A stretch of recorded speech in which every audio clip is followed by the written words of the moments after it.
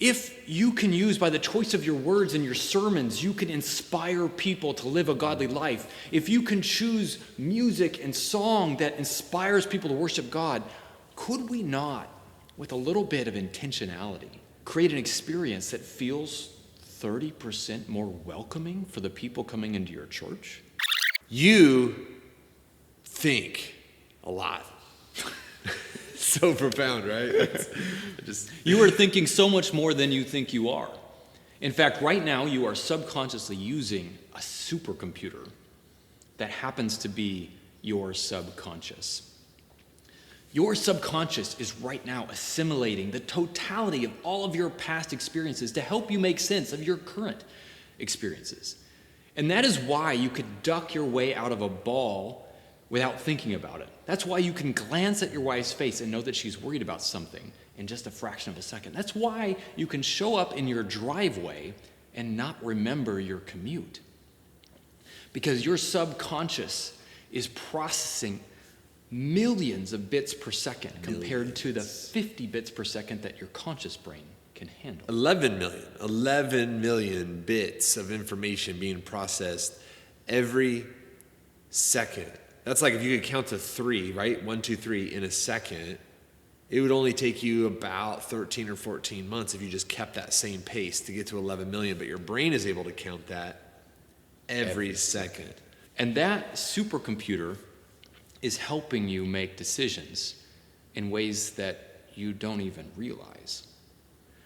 And marketers know this. In fact, Coca-Cola has spent billions of dollars to convince your subconscious that there is an association between everything you want in life and drinking Coca-Cola. In fact, studies show that people like Coke more when they know it's Coke.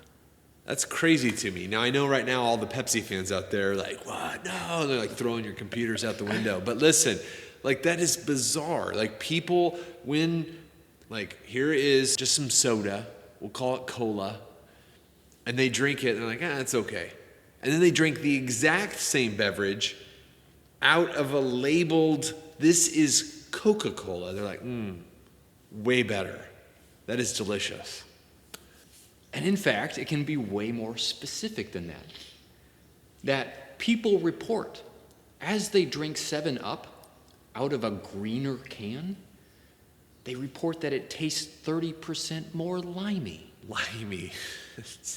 I love the word. And so the lesson here is that branding, colors, design do not just influence your perception, it influences your actual experience of something. And maybe the thought that your perceptions and experiences are being subconsciously manipulated is a disturbing thought. But the reality is we as humans have been doing this since forever, in the clothes that we wear, in the monuments we build, in the color of our carpets. We've been trying to influence the perception and experience of everybody else by those choices. And you can use that for evil. You can use that to manipulate people, but can't we also use it for good? Yes. If you can use, by the choice of your words and your sermons, you can inspire people to live a godly life. If you can choose music and song that inspires people to worship God, could we not, with a little bit of intentionality, create an experience that feels 30% more welcoming for the people coming into your church? Could we create design systems that leave people feeling more hopeful and more excited about their life in God than otherwise they could have? What if we got a little intentional about your colors, your brand, your message, and actually influenced people's experience of the gospel in a positive way? And that's what it's all about. That's what you're doing. That's what all that you're doing is all about, is helping people experience the good news and all of the great things that you're doing and the reason why you're doing it. You're already, that's what's so crazy is the 7-Up isn't any more 7-Up. It's just in a green can, so it tastes limier. The church needs to be limier, or not limier, maybe saltier. Actually, I think the culture already thinks we're salty enough, right? Like, here's the deal. But you need to be more welcoming, but you already are welcoming. You think, we're so welcoming. Yeah, but what if you could be perceived as even more welcoming?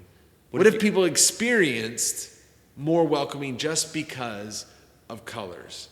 Or more life-giving? Or more exciting? Or more engaging? Or more relevant? Or whatever adjective that you're after. What is the message that you want people to experience? Because that's the reality. When it comes to branding and all of these things, we're talking to people's subconscious mind, which is processing far more than their conscious mind. And so we have to talk to that subconscious mind. We have to help that subconscious mind understand the message that we're trying to communicate. And so we have to be intentional. And so you have to figure out, what is it? What are the obstacles that those subconscious minds have against church, against the gospel? And how can we overcome those with intentionality? Yeah, be intentional. You're pouring into these ministries, you're pouring into those messages. Those messages are much deeper than a few points. Your brand is going to be much deeper than even just the colors and the fonts and the textures. So it starts deep. In fact, we've got a tool to help lead your team through some of those foundational questions that help answer what is it that you need to tell your audience's subconscious, so that you can do this in an intentional way and communicate the message of the gospel and the message of your church more effectively. Be intentional, change lives.